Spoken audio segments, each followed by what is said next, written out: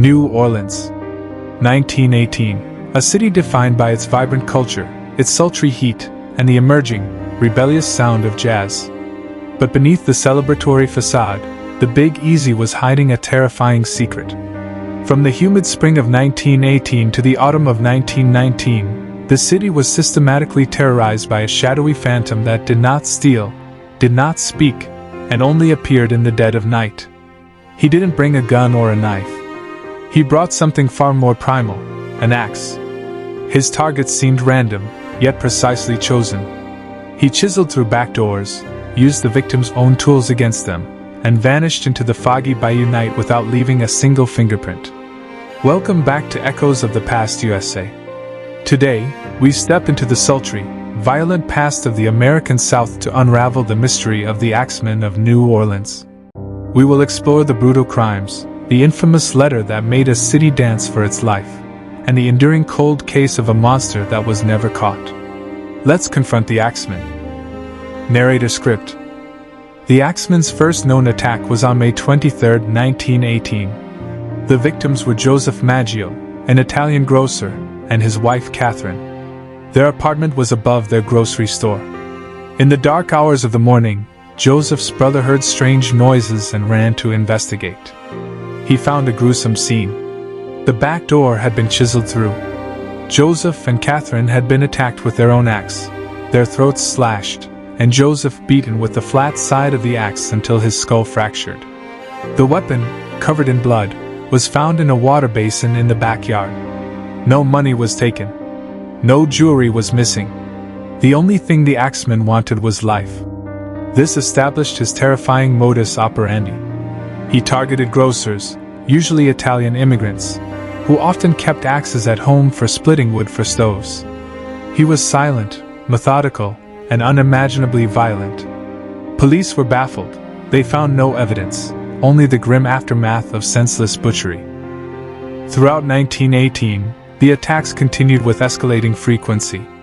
Following the Maggios, the Axman struck Louis Bessumer and Anna Lowe, then the pregnant Mrs. Schneider. With each new attack, New Orleans spiraled further into a state of mass hysteria.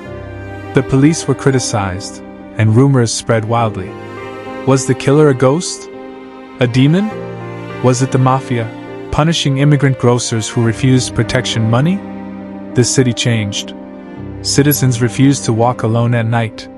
Grocers began keeping their axes near their beds. Every Italian man over the age of 20 was a suspect. Sales of axes plummeted, while sales of shotguns and deadbolts skyrocketed. But deadbolts didn't matter when the Axman didn't need keys. He only needed time and a quiet chisel. The city was a prison, and the guard was an unseen killer who could step out of any shadow. Just as the fear was peaking, the mystery took its most bizarre and famous turn.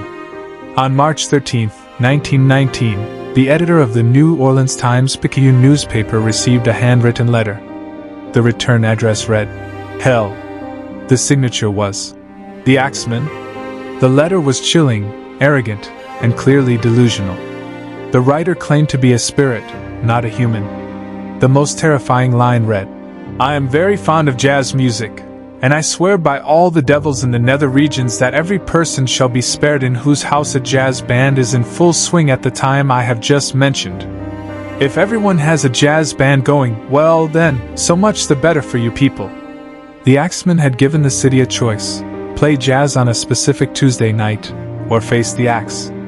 The letter was published on March 16th. New Orleans had just 48 hours to prepare for the strangest night in its history. Tuesday night, March 19, 1919. A humid, silent expectation hung over New Orleans. And then, the city exploded with sound. The threat in the letter had a surreal effect. Every single jazz club, bar, and cabaret was packed to capacity. Amateur musicians gathered on street corners. Families who owned phonographs cranked the volume to the maximum, playing jazz records on repeat. Neighbors opened their windows, filling the courtyards with competing melodies. The air was thick with the frantic energy of brass, drums, and piano. It was a carnival in hell. New Orleans wasn't celebrating, it was dancing for its life. The sounds that defined the city became a unified prayer for safety. Yet, beneath the music, the fear remained. Men in every club kept one hand on their revolvers, and every open door was watched with suspicious eyes. Everyone listened to the music, but they were also listening for the sound of a chisel on wood. The night of jazz passed without an attack. The city breathed a collective sigh of relief. But the Axman wasn't done. He was only taking a break. In April 1919, he struck again. This was perhaps his most tragic and complicated attack. The target was the Cortimiglia family. Charles Cortimiglia, his wife Rosie, and their baby daughter were attacked. Charles and Rosie survived, but the Axman killed their infant daughter. While recovering in the hospital, a traumatized Rosie Cortimiglia accused their neighbor, the elderly Orlando Giordano, and his son of the attack, claiming she saw them. The Giordanos were arrested, tried, and sentenced to hang, despite having alibis and there being zero physical evidence against them. This incident exposed the darkest part of the Axman's legacy, the paranoia and deep anti-immigrant sentiment he inspired. The city was so desperate for a villain that they were willing to convict innocent men based on the word of a single, deeply traumatized survivor.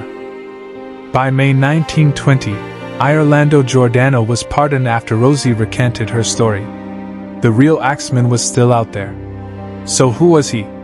The primary, yet unproven, suspect remains a man named Joseph Mumford. Mumford was a known criminal who was in and out of prison during the Axman's activity. Intriguingly, during the 5 days Mumford was out on parole, another grocer was attacked. After Mumford was supposedly killed in California by the widow of an Axman victim, the attacks in New Orleans stopped forever. Other theories involved the Mafia. New Orleans had a powerful Sicilian criminal element. The targeted grocers may have been victims of a vicious extortion racket. The axe may have been chosen as a signature to send a clear message: pay up, or your life ends brutally. But the supernatural nature of the letter and the bizarre jazz mandate doesn't fit the clinical nature of organized crime. We are left with a ghost story where real people died, and a human monster who may have just loved a good tune. The Axman of New Orleans was never caught. The files remain open, the case is cold for over a century. The mystery has entered American folklore, a spooky tale of a monster that forced the city to sing for its survival. Today, the jazz clubs are still packed, but the music is played for joy, not fear. Yet, if you walk those foggy streets at midnight near the old grocery stores, you might feel a chill. You might wonder if that faint sound is just the wind, or the ghost of the Axman, still listening for the jazz, still looking for an unplayed phonograph. His legend reminds us that even in the brightest cities, shadows still linger. What is your theory? Was the Axman Joseph Mumford, the Mafia, or something from the shadows? Let us know in the comments below. Be sure to subscribe and step back into the shadows with us next time on Echoes of the Past USA. Until next time, stay curious.